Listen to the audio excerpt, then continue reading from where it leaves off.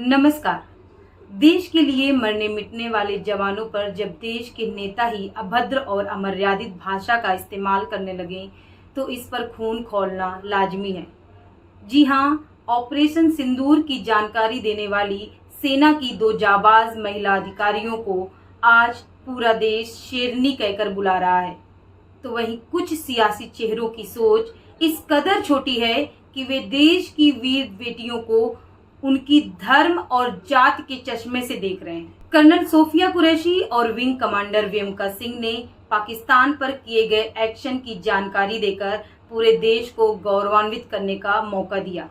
आज उन्हीं महिला अधिकारियों पर कुछ नेताओं ने ऐसी टिप्पणी की कि जिसे सुनकर आपको गुस्सा ही नहीं आएगा बल्कि आपका खून भी खौलेगा। ऑपरेशन सिंदूर और उसके बाद पाकिस्तान पर किए गए एक्शन की पूरी जानकारी देने वाली कर्नल सोफिया कुरैशी को आप जानते ही होंगे। देश के वीर जवानों की वीरता बताने वाली सोफिया कुरैशी को आज पूरा देश सलाम कर रहा है। लेकिन मध्य प्रदेश सरकार के मंत्री विजय शाह ने कर्नल सोफिया कुरैशी पर ऐसी अभद्र टिप्पणी की कि जिसे सुनकर आपको सिर्फ गुस्सा ही नहीं आएगा बल्कि जबलपुर हाईकोर्ट ने विजय शाह की इस अभद्र टिप्पणी पर संज्ञान लिया और मंत्री पर एफआईआर दर्ज करने के निर्देश दिए। विजय शाह पर उनके इस बयान के बाद महू तहसील स्थित मानपुर थाने में उनके खिलाफ एफआईआर भी दर्ज की गई है। ये मामला जब सुप्रीम कोर्ट पहुंचा तो खुद सीजेआई बीआर गवई ने विजय शाह को फटकार लगाई और कहा कि आप मंत्री हैं, मंत्री होकर किस तरह की भाषा का इस्तेमाल कर रहे हैं।